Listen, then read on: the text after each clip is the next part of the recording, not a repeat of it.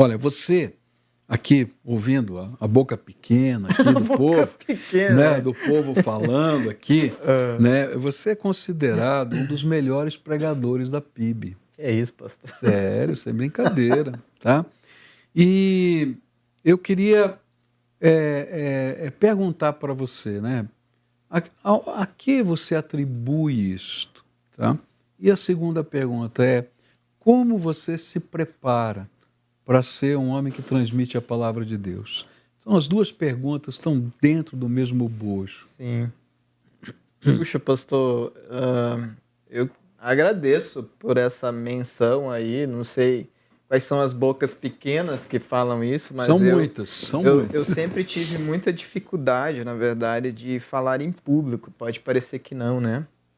Mas eu sempre fui extremamente tímido, assim.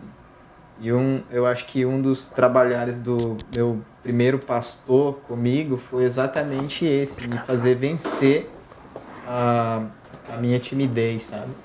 Tanto que dias antes de eu pregar ou coisa assim, eu fico mal, sabe? Não durmo direito, fico muito tenso e coisa e tal. Só depois que entrego a mensagem que daí puxa, agora eu posso respirar de novo. É uma situação para mim. Quer dizer, a gente nunca está acostumado, né? Não, é uma situação é sempre um desafio espiritual. Muito desafiador, pastor do céu, é muito desafiador. Então, eu costumo passar um tempo mesmo me consagrando, sabe? E me preparando. Eu gosto de ler a Bíblia. Eu leio um livro por dia da Bíblia, né? Um livro inteiro? Um livro inteiro. E os grandões? Os grandões eu divido em 3 partes. Leio uma parte de manhã, uma de tarde. Até Salmos. Às vezes eu consigo, às vezes eu não consigo ler o livro de Salmos, por exemplo, maiores como Gênesis, os profetas maiores. Aí eu vou dividindo assim. E você lê quantos capítulos por dia, mais ou menos? Eu devo ler uns 30, 35 capítulos por dia da Bíblia. E quanto tempo você gasta nesse preparo? Então, pro preparo, eu devo gastar uma semana, 2. Não, assim, no seu dia a dia com Deus. Não, 2 horas. 2 horas é o seu tempo. Devocional. Devocional. Então eu acordo, eu levanto, eu tenho um ático ali que eu vou e meio que me isolo ali, né? Eu pego a minha Bíblia, leio, ouço um louvor. Às vezes eu me jogo no chão ali e começo a orar. Eu fico pedindo que Deus fale alguma coisa comigo. Tem dia que eu entro meio vazio naquele lugar e saio vazio. Tem dia que eu entro e eu saio e parece que eu tô transbordando coisas novas de Deus, sabe? Legal. E esse sempre é o meu apelo mesmo ao Senhor. Agora, eu sei que além desse tempo que você tem de comunhão com Deus, você também separa todos os dias um tempo para leitura de outros livros. Exatamente. Na verdade, eu comecei a dividir a minha agenda. Isso facilitou bastante, né, quando veio a tecnologia, assim. Então, eu divido a minha agenda em assuntos diversos. Então, de segunda a sexta, eu estudo coisas diferentes. Então, a minha linha de interesse maior, obviamente, é teologia. Então, eu estudo bastante teologia. Mas eu me interesso muito por comportamentos, né, de pessoas. Então, às vezes eu estudo psicologia, às vezes eu vou um pouco para filosofia, eu fico migrando nesses assuntos que falam sobre comportamento de gente, né? Até para, de certa forma, começar a vencer as minhas próprias limitações também, como essa de falar em público, né? Que era um pavor para mim, de repente hoje eu consigo vencer, ainda não deixou de ser eu diria que algo que me deixa muito tenso e ansioso. Mas eu venho de casa até a igreja orando, falando, Deus, se o Senhor me deu essa oportunidade de falar, é para eu falar, então me ajuda a falar. Né? Então, às vezes, até as pessoas acham assim, você tem uma habilidade de contar umas histórias, essas histórias ficam engraçadas. Na verdade, geralmente isso é um alívio para o meu nervosismo. Não é nem para eu encantar ou quebrar alguma coisa que está ali meio seca e eu coloco uma história um pouco engraçada. Não, é para mim mesmo. Eu estou aliviando a minha tensão, meu nervosismo. Mas é natural teu, né, pastor? Essa questão de ser engraçado também, né? Tá.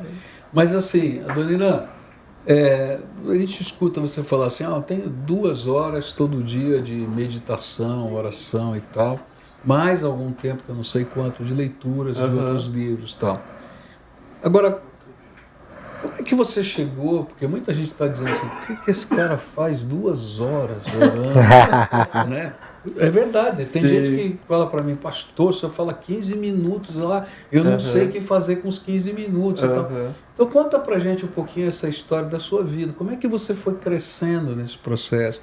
Como é que isso foi se tornando parte da tua essência? É porque hoje é a tua essência. Sim. Tá?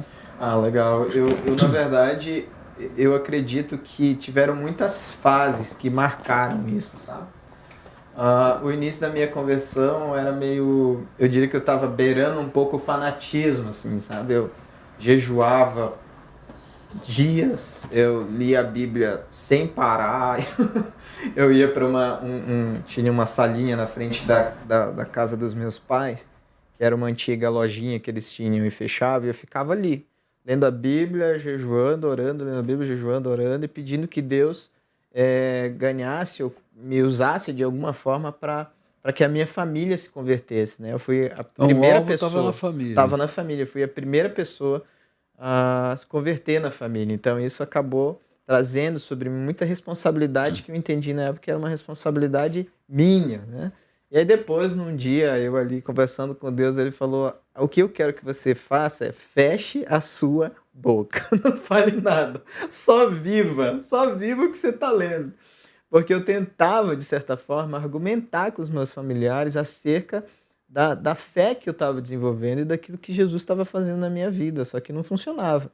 Quando eu parei de falar e comecei a viver, aquilo começou realmente a mudar. E aí eu descobri que eu poderia diminuir aquele ritmo que eu estava tendo de, eu fico ali parecendo um fanático. Não, eu preciso da palavra, porque é ela que vai me dar essa sabedoria para meu comportamento ser melhor e revelar Jesus. Então, eu vou começar a estudar a palavra. E aí eu escolhi um livro para amar.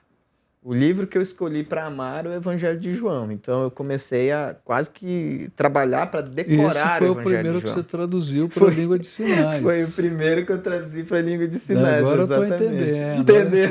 Olha só. Então ele está lá desde muito tempo. E aí eu lia esse livro toda semana, relia. E eu falei, eu preciso começar a sair um pouquinho dele e ir para outros livros. Aí eu comecei a ler João e um outro evangelho. Eu não parei de ler João, então eu lia João e um outro evangelho.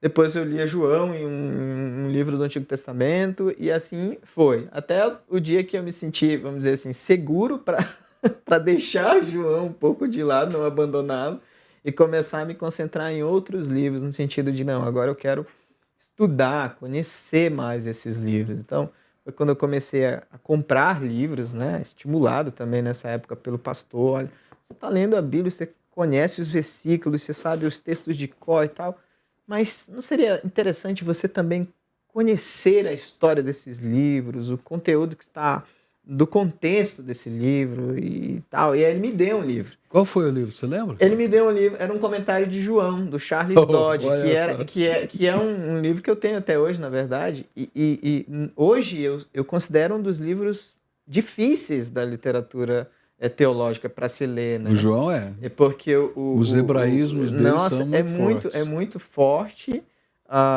A forma que ele coloca o evangelho, que ele apresenta o evangelho é muito singular, né? É verdade. E aí ele me traz esse livro do Charles Dodge, que é um livro extremamente difícil de ler também. Tremendamente teológico. Tremendamente teológico. Crítico. E aí ele faz uso de uma linguagem que era mais filosófica do que teológica. Então eu pego esse contexto todo, não entendo nada, e eu falo assim, gente, eu entendi tudo errado, o quê? Aí eu sentei com ele, aí o pastor falou, não, olha, veja bem, aqui ele está usando esse tipo e esse tipo de linguagem, mas eu dei para você para ver o que você ia sentir, se você ia perceber que o negócio era diferente, e você percebeu. Eu tenho enxergado algo em você que talvez você não consiga ver e tal. E aí ele começou a me treinar para ser um pastor. Foi quando eu comecei a pregar pela primeira vez, ele me deu oportunidade para pregar. Minha primeira pregação, no culto dos jovens na minha igreja, obviamente, aqui da nossa igreja, lá em Tomé Açu, no Pará. Tomé Açu fica onde do Nossa, Pará? Tomé Açu fica 6 horas de Belém. É longe, é longe. De barco? Não, é dá para ir de barco também, mas é de ônibus. De ônibus, 6 horas. 6 horas. E aí eu fui pregar nesse culto e eu lembro que eu comecei a pregar e parecia que eu tinha pregado 2 horas, mas eu preguei 15 minutos. Uau! Aí todo mundo aplaudiu, porque era 15 minutos. Não, e depois todo mundo veio falar, não sei o que, aí o pastor entrou e falou, podia ser um pouco mais, foi tão bom, podia ser um pouco mais, mas é bom assim que deixa com gostinho de quero mais, né? E todo mundo, muito bom. E eu lá morrendo, quase desmaiando. E a roupa toda grudada, assim, de tanto sol, e não era do calor da cidade, era por causa do nervosismo meu, da ansiedade que aquilo produziu em mim. E a segunda pregação foi num funeral. Ele estava de férias, aí um membro da igreja faleceu e falou, olha, tô de férias, tô em Goiânia, não vai dar tempo para eu chegar aí, é contigo. Vou te passar um texto, vou te dar umas ideias, você escreve alguma coisa, me manda para dar uma lida e o resto é contigo. E foi assim.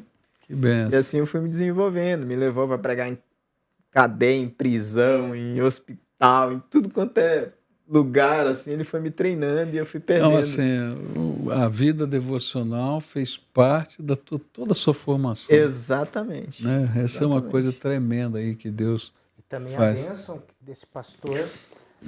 Como é que chama esse pastor? Vamos dar honra aqui. Milton. Pastor Milton do quê? Milton Nascimento. E tá lá naquela região? Lá na né? Transamazônica agora. Olha só.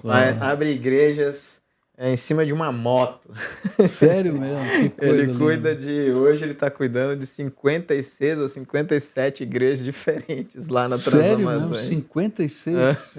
Uau! Pega a motinha dele e vai para cima e para baixo. Que Deus dê graça para esse Amém. homem de Deus.